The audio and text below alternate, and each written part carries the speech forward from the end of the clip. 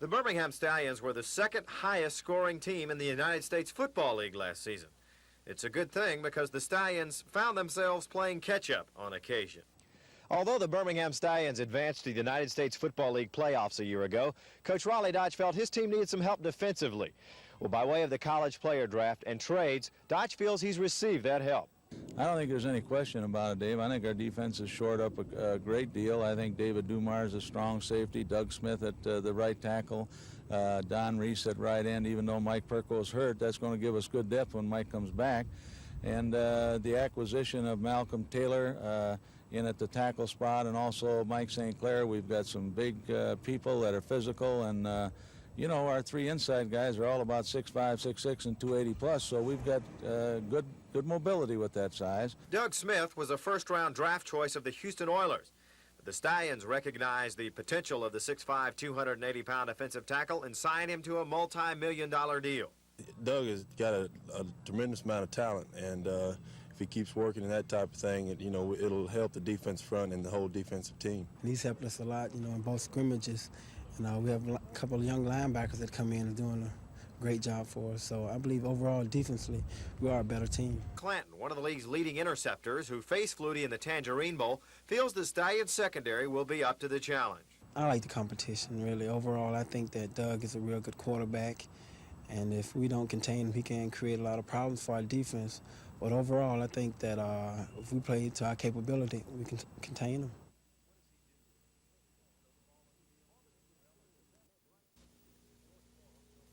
Auburn had withstood the best running and shooting the Georgia Dogs know how to do. Frank Ford, who led them with 26, just hit 2 crucial free throws for a 3-point lead with 40 seconds to go. Ford then stole the ball and for all the world appeared headed for a put-away layup, but he missed, and Jeff Moore hung on the rim trying for the putback. That is a technical foul. At the other end, Joe Ward made the technical free throw. Georgia was then awarded the ball. Joe Ward rattled in the tying bucket with 17 seconds to go. Still, Auburn could have the final shot to win, but Gerald White had the ball stolen by Cedric Henderson. Donald Hartree canned the go-ahead basket with 4 seconds to go. I wasn't going to drive to the basket because I was afraid it might have got my shot blocked and either gotten fouled and no call, so I wanted to pull up from the outside and just hope that it went in. Auburn had one last chance, but Chuck Person's 30-footer bounced off the rim. Yeah, it felt pretty good when I left, but I guess it curved off at the last minute. But you don't blame Jeff Moore. Jeff Moore might have felt that he was going to fall and hung on the rim, which is something that you can do. But I honestly felt that the game was not decided on the hanging on the rim. I thought the game was decided by us not playing great defense in the first half. I don't think it had ever been in that position if it hadn't been for that. We're looking at the fall as a possibility to hopefully get a better television contract. But yet again, at the same time, let me repeat that we also would stay spring if we get a better television contract than we have now. So realistically, it's not out of the realm of possibility that we're going to stay spring, and yet at the same time, decision hasn't been made to go to fall, because if we don't get television for the fall, there's no way to play anyway.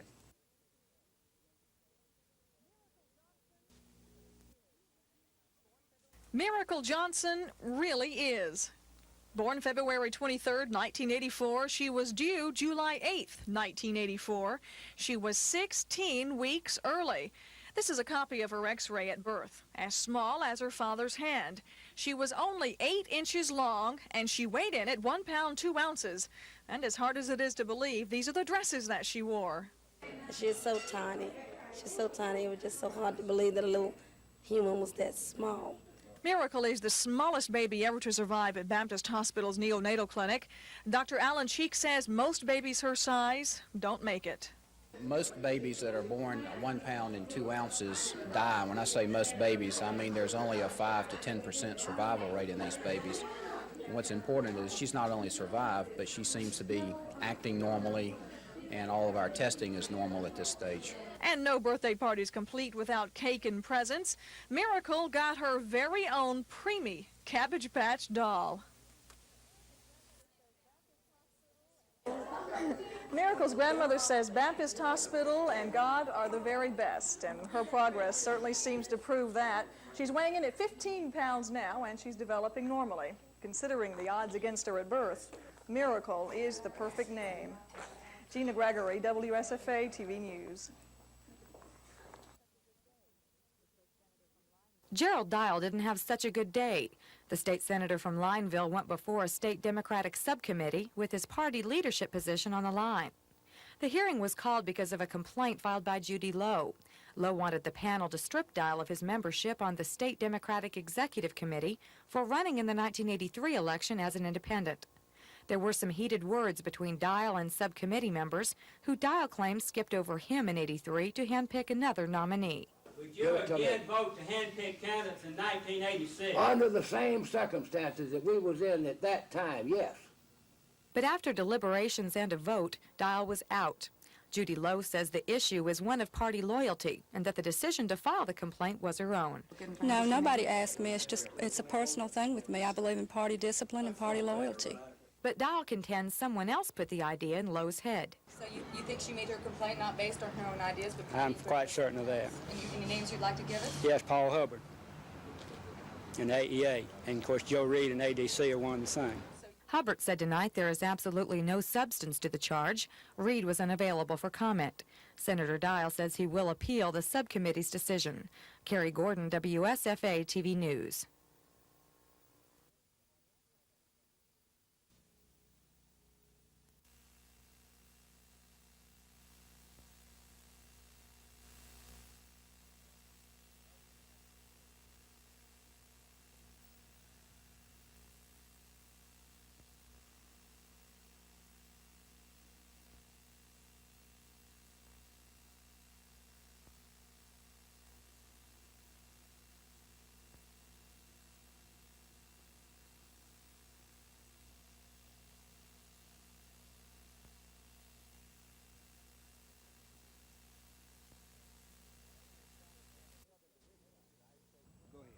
The Birmingham Stallions won the Southern Division of the United States Football League a year ago and went on to take a first-round playoff victory over Tampa Bay. The question in this, their third season, is can they win it all? Can they win their first ever United States Football League championship?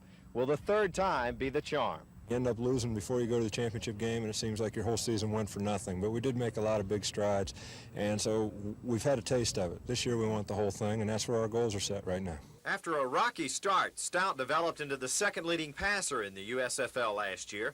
The NFL transfer completed 58% of his passes and threw for 26 touchdowns during his first year in a Birmingham Stallion uniform. We may have to do a little bit more to get the ball to people like Jim Smith and Joey Jones. The league's gotten a lot tougher, and we're not going to be able to just ram the ball down people's throats like we did last year. The Stallions also returned the league's leading rusher, Joe Cribbs. Although he missed several games as a holdout, Cribbs finished the season with more than 3,000 yards on the ground and 8 touchdowns. There are only 2 new faces on the Stallions' offense, both in the trenches. That certainly isn't the case for the Stallions' defense, where as many as 5 players from last year's unit are missing. We've added some people and got some depth on defense now, and I think that will help us in the long season. The largest acquisition was 6'5", 280-pound defensive tackle Doug Smith, a first-round NFL draft choice and a territorial selection of the Stallions. He'll team with Jackie Klein to form an imposing Stallions pass rush. Dave Cody, WSFA TV Sports.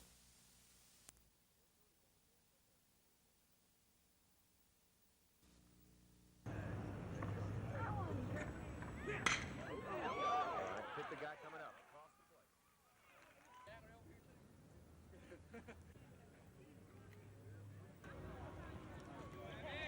2 years ago, we beat them twice, and that was the turning point. And they've kind of wanted to get revenge on us since then. So it's going to be a big game Saturday when we play. It's going to be a lot at stake. Troy, like ourselves, they're blessed with a lot of returning veterans, and they've got an outstanding ball team.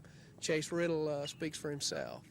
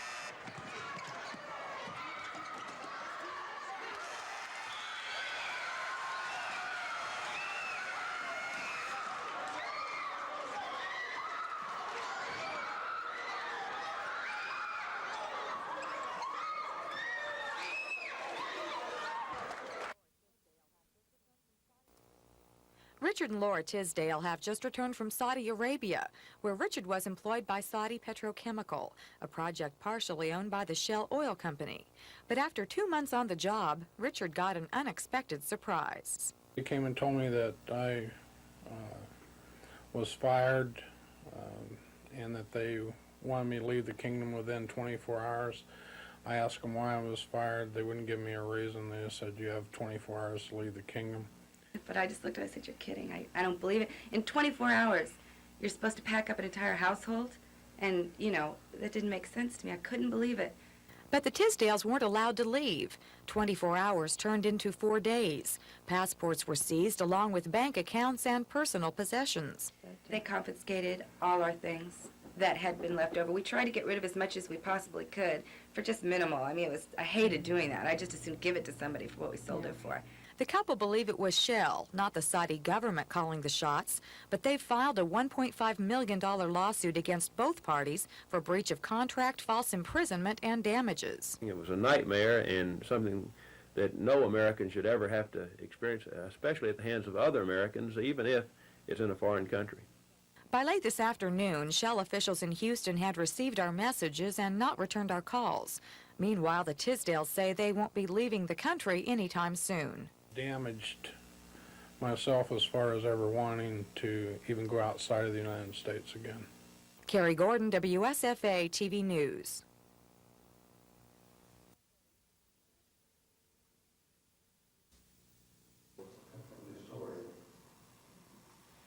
When I was growing up, I grew up sharing that assumption. Throughout those eons of time, we just do an infinitesimal small part of what the legislature does, but if in time out of 3 to 4 million Alabamians, 10,000 a year wishes to send an annual donation to the Friends, we could begin to help share and add to our having a really great department and a great history museum here in Montgomery.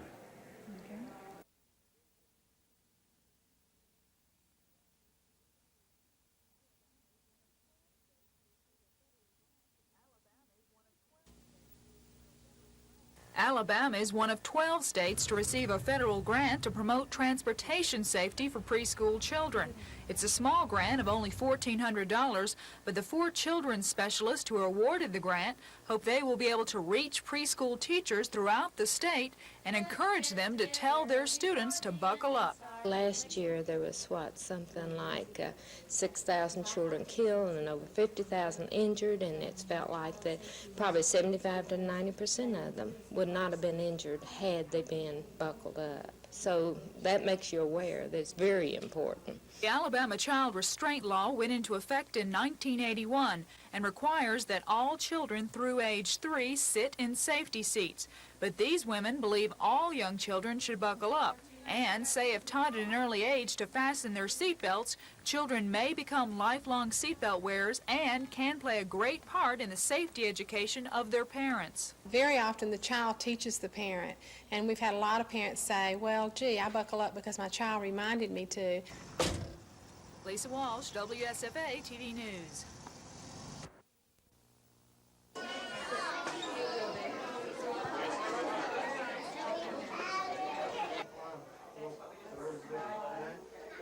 Smile.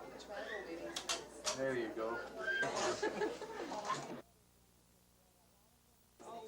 Parents feel better doing it this way. A lot of them feel it's an invasion of civil rights for a child to have FBI hang on to, or any police unit hang on to fingerprinting or charts or pictures of their children. So this way they have the whole record. If the child winds up missing, either a runaway or abduction, they can hand over the booklet to a authority. Well, are you in a hurry, Kristen?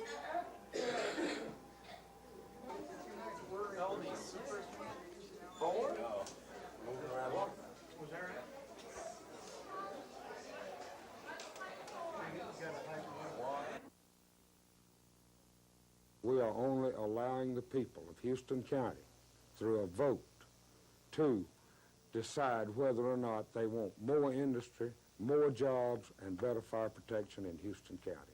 The tax increase is supported by Whidden who says the one mill addition would be a small increase for property owners. Whitten says the extra mill would generate $300,000 a year. Part of the additional revenue would be used to upgrade rural fire protection in the county. Whitten says the county is now served by a number of volunteer fire departments, which badly need new equipment. They have never had any financing that would bring them up to where they could give the proper fire protection that we need in Houston County. The extra revenue would also be used to help create jobs in the county. Part of the money would go to the county's Industrial Development Board. The newly formed Houston County Port Authority would also receive funds to attract industry along the Tri Rivers waterway. With the water transportation available that we've never had before, it is now time to begin to develop the river frontage that we have. Before the issue goes before the people, Houston County Commissioners will have to pass a resolution asking the state legislature to approve a local bill. Whitten stresses if the bill is approved in Montgomery, the fate of the tax hike will be in the hands of Houston County citizens and not the county commission. Cal Calloway, WSFA TV News, Dothan. 0.1%.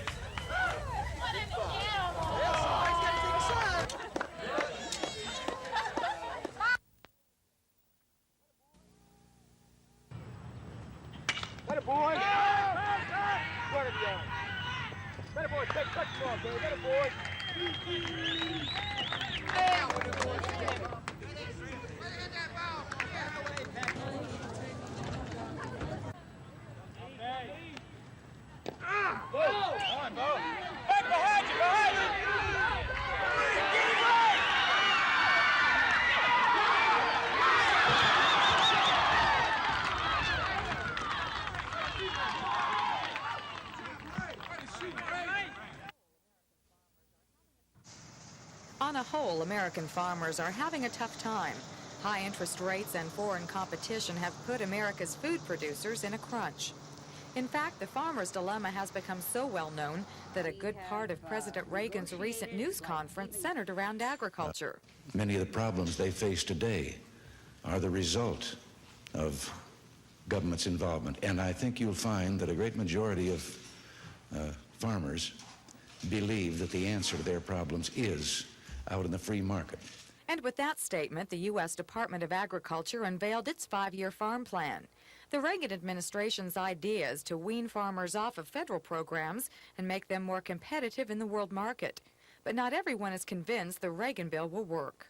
The bill would probably eliminate up to 500,000 farmers, just because its main premise is based on lowering price.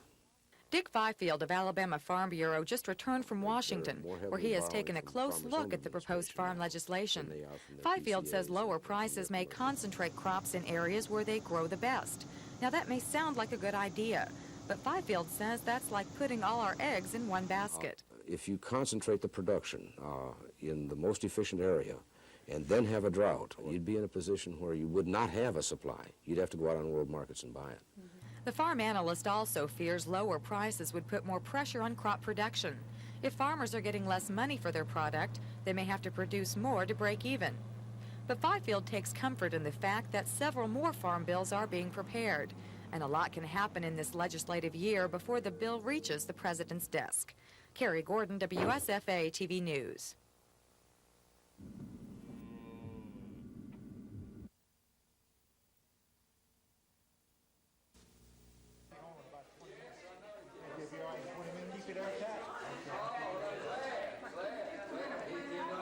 National Association of State Foresters, it's my honor and privilege to present to you this plaque certifying Montgomery as no, trees support our number one manufacturing industry, that is, those in our forests. And they support a game population in Alabama that is greater than when Columbus discovered America. Get the job done, and that's all that counts. And so on this Arbor Day, I tell you again, I love you.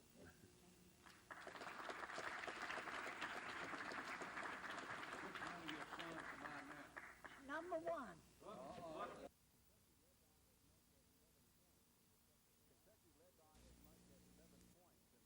Kentucky led by as much as 11 points in the second half on their way to another apparent win at Rupp Arena. But Hugh Durham's Dogs were not to be denied, coming from behind again. Joe Ward leading the Georgia attack, here cutting Kentucky's lead to 6 at 65-59. Kentucky's Kenny Walker committed a turnover that led to a 3-point margin. Horace McMillan came off the bench to make it 68-65. Gerald Crosby put Georgia ahead with 3.5 minutes left to play, but the Cats made it close. Sophomore James Blackman with the bucket. It was 75-73, Georgia in the lead. And with 3 seconds left to play, Kentucky making one last attempt on the inbounds pass, but the Dogs show why they lead the conference in steals and win at Rupp Arena for the first time since 1923.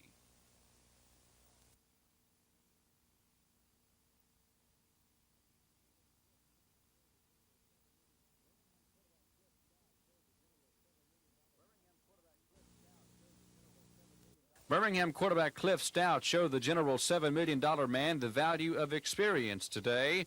Doug Flutie's professional debut was miserable for 3 quarters. He was 0 for 9 with 2 interceptions until he completed a pass to Clarence Collins in the third quarter, trailing the Stallions 31-7. But that seemed to settle Flutie, who had just 3 weeks of experience in the USFL. In the final 17 minutes, he led the Generals to 3 fourth-quarter scores, including a perfect strike to Herschel Walker, good for 51 yards. But Birmingham did the delighting today. Cliff Stout finished with 21 completions in 33 attempts for 220 yards. That included a 44-yard strike to Jim Smith late in the game. No one said it was going to be easy. I knew that coming into this, and I took my lumps. I felt I played very poorly throughout the first half and into the second half, but there was just no opportunity to get any kind of rhythm started. We had a lot of incentive to go out and win this game, and there really wasn't much pressure on us to play well because nobody was here to see us today.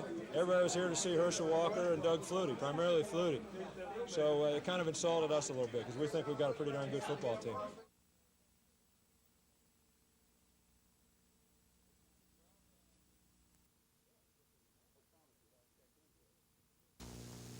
Promises I'd check into it. But if there's a market there, I'd recommend that we go ahead and put the mailboxes in and rent them out. Lease it fine or not, let's just leave it alone because $1,000. They have filed for the request to totally abandon Dauphin in the event they make that decision, but that decision has not been made yet. Yeah, they'd have a key. And what you want to do is give it. Well, so you'll report back to us? I'll report back to you. I've been trying to get the brochure and you know what they're going to cost, but apparently they're relatively cheap, and we can install them ourselves. Okay, item 6. Police officials say the sessions are necessary to help deal with crime among blacks because black leaders have failed to make any real effort to reduce the number of violent attacks in black low-income areas. The purpose of these meetings is to show that we're trying to put a foot forward and do something about the black-on-black crime problem in the city, as well as other problems that have been aggravating the communities themselves. Starting tonight at 7 p.m., we're going to be meeting with the Bellingraph Community Center, then Riverside, Normandale, and Cloverdale. The chief will be present, as well as robbery homicide investigators, community relations, and crime prevention. They're going to meet with these people in each one of the communities and answer whatever questions they may have. Police statistics show that more than 80% of the crimes in Montgomery were committed by blacks in 1984. The meetings are expected to be well attended. This is Norman Lumpkin, WSFA TV News reporting.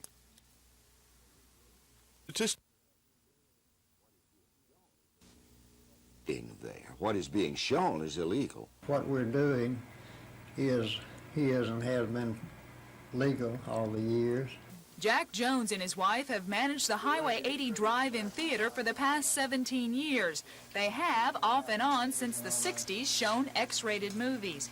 Twice before, local ministers and politicians have tried to close the theater, but were unsuccessful.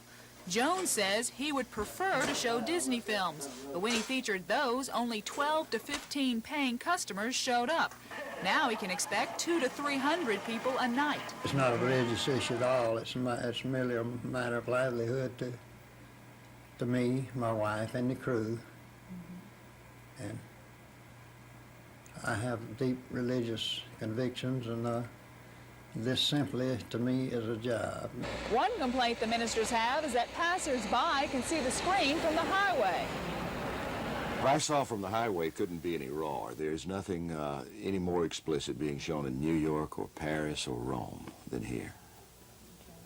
Not only explicit, but what I would call perverted. Ironically, Jones is a member of the Elkdale Baptist Church where Reverend Fagan is pastor. But Fagan says he is determined to close his church members' theater, whether it takes demonstrations or court action. Lisa Walsh, WSFA TV News, Selma.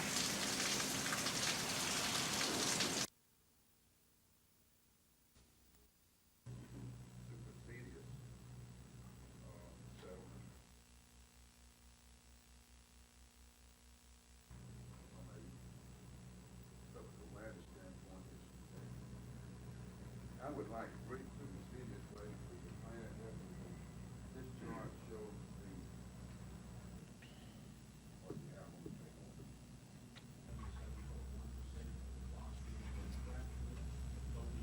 Come back hopefully in the morning what I hope to be a final determination in this matter, whatever it may be. It is a very serious consequence. I serve on the Science, Technology, and Resources Planning. It's a question of what we should have policies on as a state, and we do. The delegation has always been responsive to communications that we've made to them, and we will have the opportunity to follow up on this with them.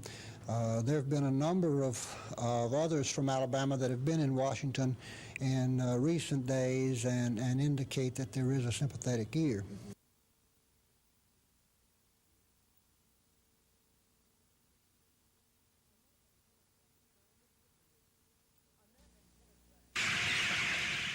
Annette and Kenneth Banks are in the chicken business. They have been for 20 years. And along with 3,600 other chicken farmers in the state, they've helped make Alabama the third largest poultry producer in the country. Chickens are big business here. Last year, Alabama produced more than 500 million fryers. That's about 10 million a week, 2 million every working day. And so far, chicken farmers say this year is better than last year. But it's not always that way. There are risks in the chicken business. It is also an expensive business to get into. Still, the banks say it is the relative financial safety of chicken farming that they like. It's just not a gamble, you know, that you have in other farming. We don't have to fight the weather because we get them in rain, shine, no matter how cold. In all, farmers made more than $550 million raising chickens in Alabama last year. And that doesn't include the money made by processors or marketers. When that's added up, experts say chicken farming in Alabama is truly a billion-dollar business. Agriculture officials say it is unlikely Alabama will ever become the nation's top poultry producer. Still, as far as the poultry industry in Alabama is concerned, they say the future is very bright. Tom Foreman, WSFA TV News.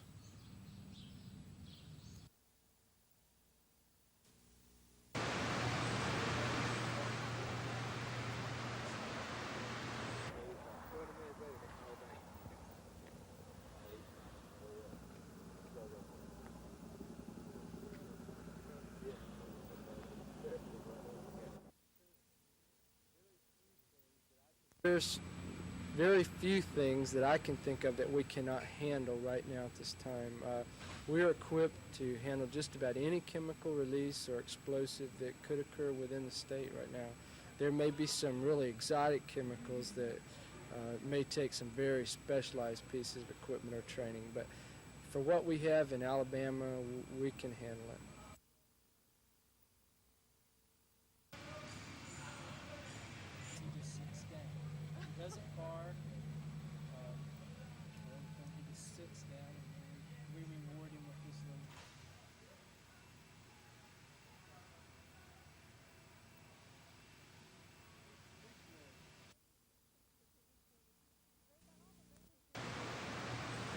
They've got all the latest in special equipment for detecting and fighting hazardous waste. Acid suits, fire entry suits, monitors for gas and combustible substances, liquid nitrogen for freezing bombs, super listening devices, and even an X-ray developer. They're ready for almost any emergency. And just recently, the specialty unit was called on to help with a chemical leak near Ozark when a tractor-trailer truck carrying transformers from Dothan to a storage yard in Mississippi began leaking an oily substance. We donned our protective clothing and went in and actually took an assessment of what we had on the truck and took some preliminary field things and tests that helped the environmental management people make a determination about what they might be dealing with. This was basically field testing procedures just to ensure that the public was protected at the time of the release. In a situation like the Ozark spill, the response team can help law enforcement officials decide what action to take, like evacuations or closing off highways. Hazardous waste spills like bomb threats call for quick thinking, and this new team is trained to make those decisions. Gina Gregory, WSFA TV News.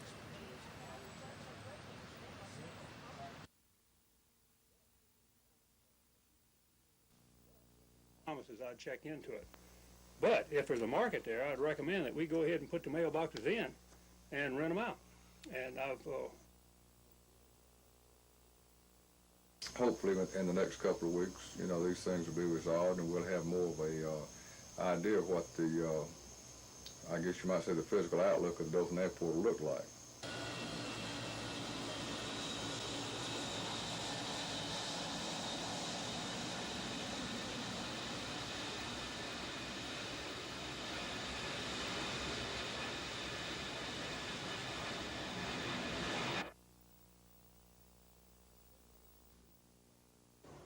It's been nearly 2 weeks since representatives of the city traveled to Minnesota to meet with Republic officials.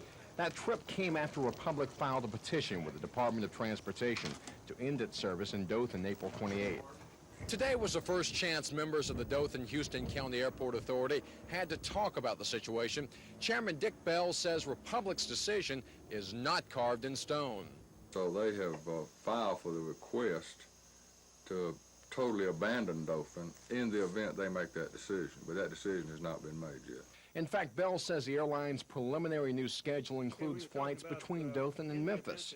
Airport manager John Norton says even if Republic pulls out, smaller commuter airlines will fill the void and provide service to and from Atlanta. Authority members say they have a positive attitude as they wait for a final decision from Republic. Hopefully in the next couple of weeks, you know, these things will be resolved and we'll have more of a idea of what the, I guess you might say, the physical outlook of the Dothan Airport will look like. A Republic spokesman says the airline should approve its new schedule in the next 2 weeks. Dothan officials are anxious to see that schedule. Cal Calloway, WSFA TV News, Dothan.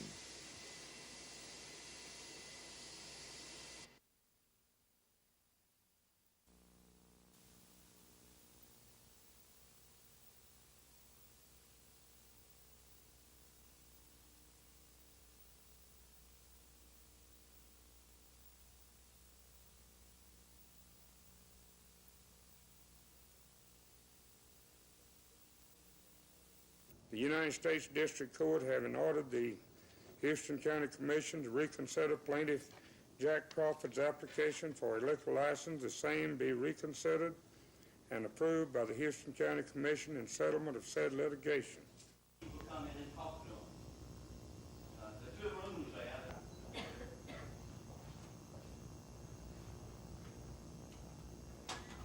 Have a letter there. We taxpayers is under this affirmative action type program that you're trying to show job opportunities.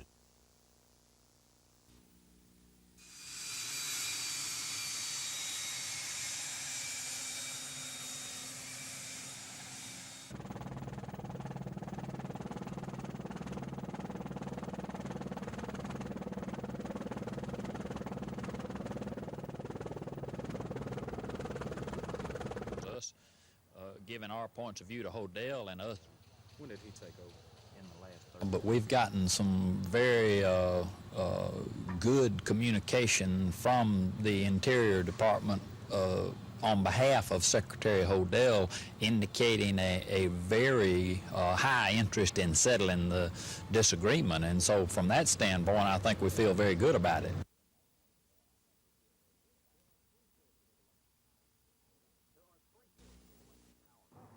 There are 3 sources of electric power: Alabama Power, a rural electric company, or any one of more than a dozen municipal electric companies. In some areas, like Opelika, that can cause problems. At this intersection, all 3 power sources have lines that crisscross or run side by side, competing for business. A utility territory bill would eliminate this duplication by drawing out exclusive territories for each of the 3 power sources. Alabama Power and the rural electric companies are in favor of these territories, but the municipal electric companies aren't, saying the cities would then essentially have a wall built around them, leaving no room for growth. But last year, the legislature overwhelmingly approved a bill drawing these territories, but the municipal governments took them to court. Among other arguments, they say this law in question attempts to levy jurisdiction over the federally controlled Tennessee Valley Authority in North Alabama. The court agreed. But even though that decision is being appealed, Alabama Power and the rural electric companies are back at the legislature asking for another territory bill which would specifically exclude any control over the TVA. This version is also expected to pass. Chris Grimshaw, WSFA TV News. Figures. Program, sir. Doug Flutie's first game. $2, sir. It's a bargain. Save it, be worth $1 million one day. It seemed everyone wanted to cash in on the New Jersey General's $7 million man, including at least one family member. Why did you guys want to come to the game? See Doug Flutie. Why did you all come? To see Doug Flutie! If he hadn't been playing, I'd still be here rooting Stallions on. Sorry, Doug. Fans in the football capital of the South don't forget some things easily.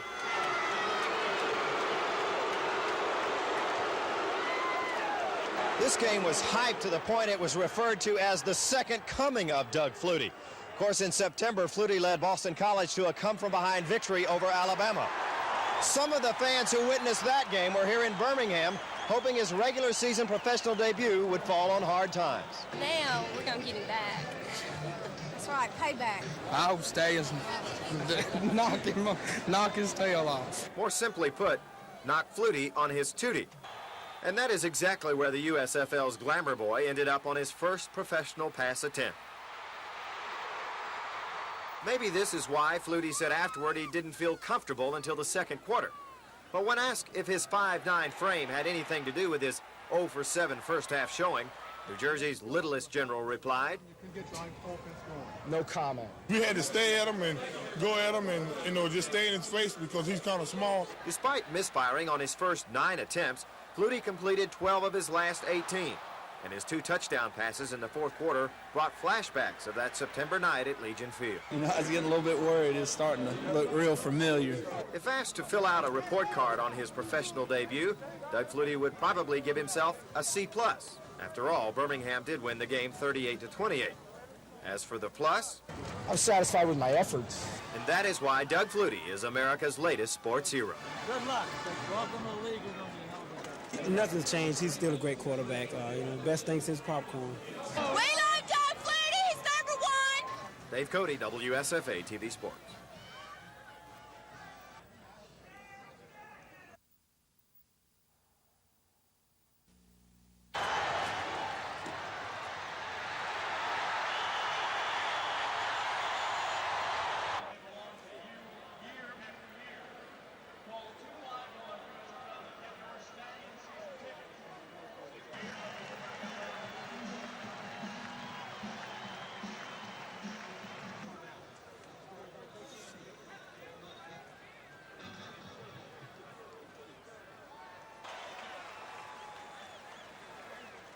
It's just badly sprained ankle. I should be ready in the middle of the week or just something like that. Just try to stay off for a couple of days.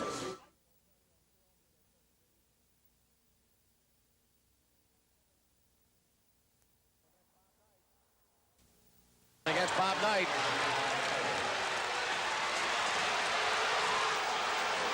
Steve Reed, an excellent free throw shooter, will have the honors shooting the technicals. Looky here, looky here. Bobby Knight just threw his chair clear across the free throw lane. And I think Fred unbelievable. He picked up another tee.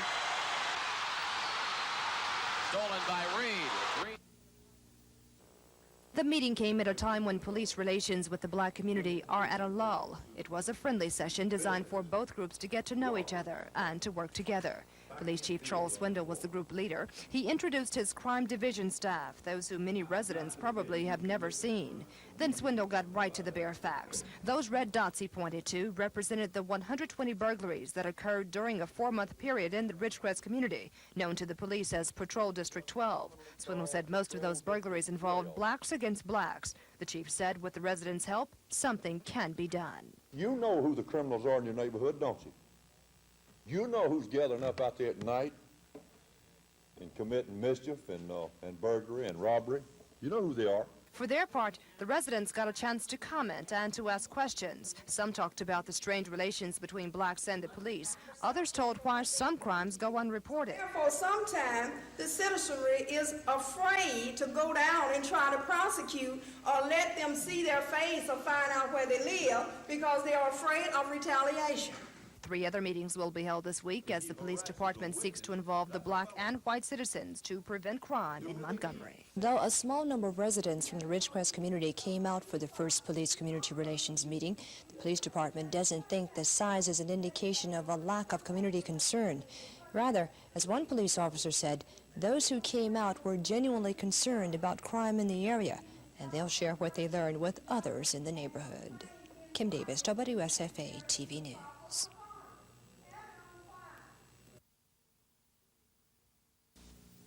City of Montgomery from March the 3rd through March the 9th.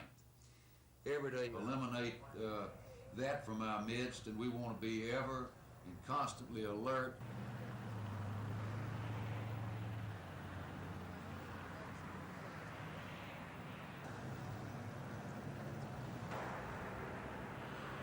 And that's the reason our theme is that of standing together for decency, because we feel that the mayor, as well as the district attorney and our governor, are standing with us against pornography and obscenity and things that break down the moral fibers of our nation. Through March the 9th. Every day ought to be Decency Awareness Week. Every day ought to be Decency Awareness Day.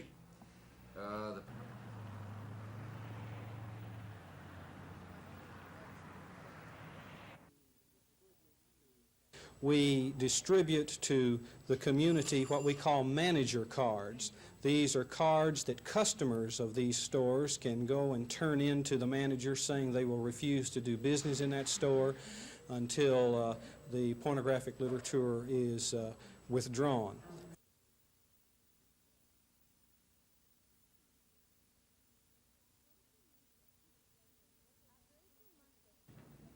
After 18 months of figure juggling, verbal bantering, and a trip to the Supreme Court, the South Central Bell rate case is nearing an end. At this point in time, it appears that both parties have not only professional but possibly personal feelings about the case. Commissioners Folsom and Lynn Greer say the case has been going on long enough and offer their own proposal. It gives Bell $34.4 million to be collected under bond. That's about 30% less than the $49 million approved under bond by the Alabama Supreme Court. It also gives customers a $6 refund and a $2 reduction in basic monthly charges. But the proposal is meeting some resistance. I'm not happy about these numbers y'all throwing out. If you think I'm thrilled, Commissioner Folsom, with your cap on those, I am not at all happy. We think that our proposal is fair and will give the company a fair return. And PSC President Jim Sullivan doesn't support the plan. I I think it's in the best interest of the people of Alabama to leave this case for the parties. South Central Bell agrees with the commissioner's figures, and they say they'll ask the court to give jurisdiction on the case back to the PSC. But the governor's public staff is still unhappy with the new set of figures, and they say they'll let their feelings be known at the Supreme Court. Terry Stanton, WSFA TV News.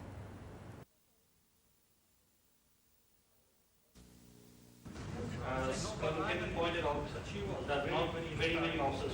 when I first out at the International Officer School, and General Richards, which had followed this form of government, and we borrowed liberally from them.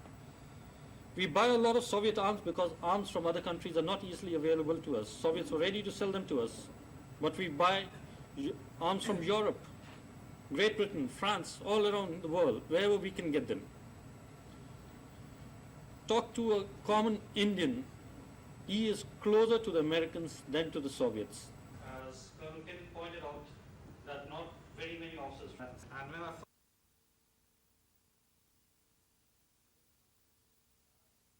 this country, I had a beautiful experience of that. I went down to the driving license bureau to get my driver's license, and after I passed.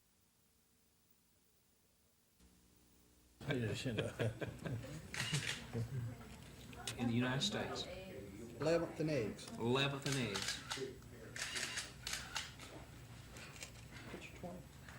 I'll step out. That's the matter. Relief. Yes.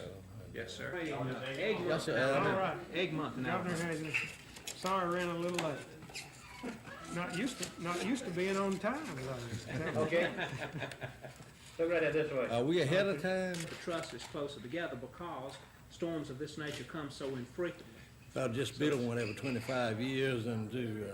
So, and it would add to the expense considerably.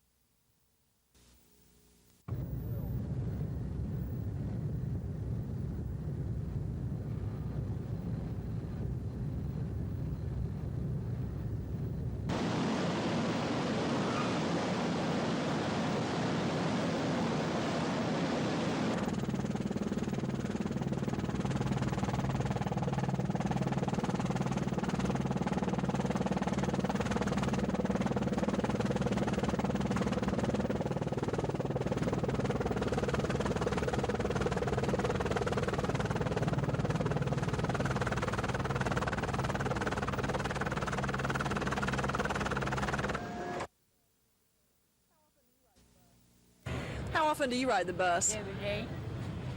Where do you go on the bus? From work. Is this the only form of transportation that you've got? Yes. How often do you ride the bus? And every time I have to come into town. They're pretty handy. I really like them. Do you have any other form of transportation? No. These people, like so many others, depend on the bus to get them to work, to school, to shopping malls, and back home again. The Alabama Transportation Association says 14 million people use public transportation. The cutbacks, if they're approved, would mean cuts in service, fare increases, loss of jobs, and shutdowns. There would be a lot of people affected, the elderly and handicapped people, people that can't drive because of health reasons. And of course we'd have people in urban areas that depend on transportation to get to work. These would all be affected.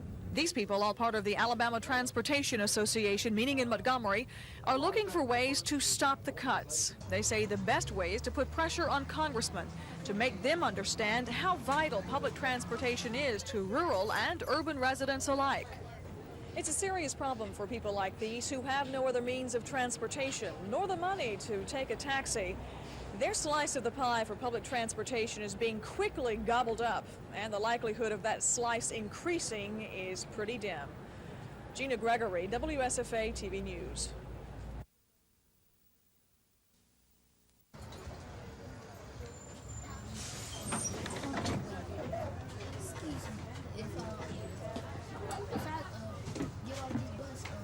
there would be a lot of people affected, the elderly and handicapped people, people that can't drive because of health reasons.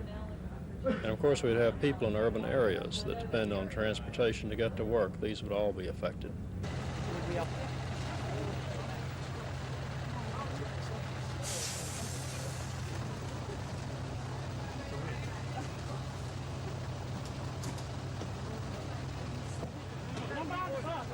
Okay, wait a minute, hold on, let me smile.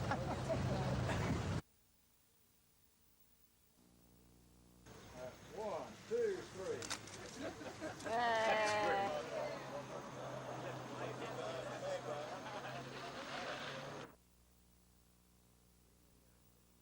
There are a great many activities here that really pertain to our business, and we felt we needed that source to be very close to the Army's needs and understand their requirements better, and to support our own Chinook helicopter that the Army operates.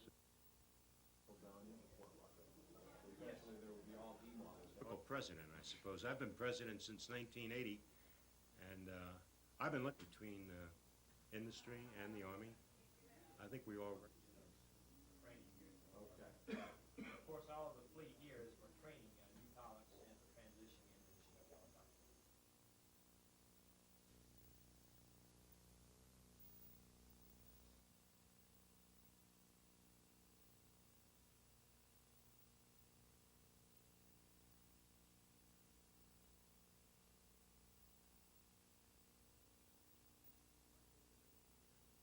I think the 1990s you're going to see tilt rotors for its application, because surely it's an exciting technology.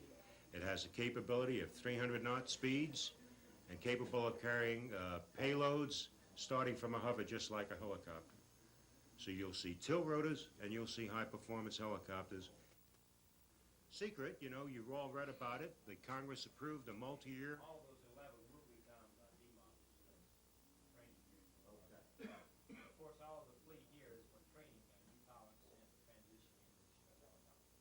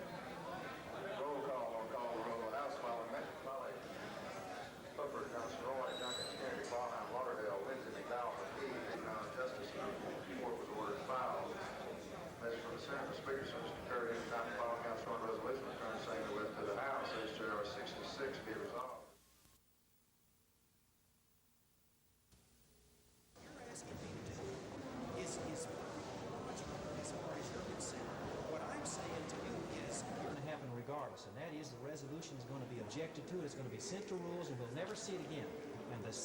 And I can understand what you're saying, and I can understand how you feel. I voted against this. Because I am handling the Venable bill, if I anger the rest of the Senate by this grandstand play, which is the way it would be perceived on my part, an attempt for publicity is what they would look at it, it would hurt my chances then of passing the Venable bill. And Representative Venable and members of the House of Representatives have done too much work and have too much momentum going on this bill that will resolve the situation once and for all for me to jeopardize its chances in the Senate by trying to pass a resolution that won't pass.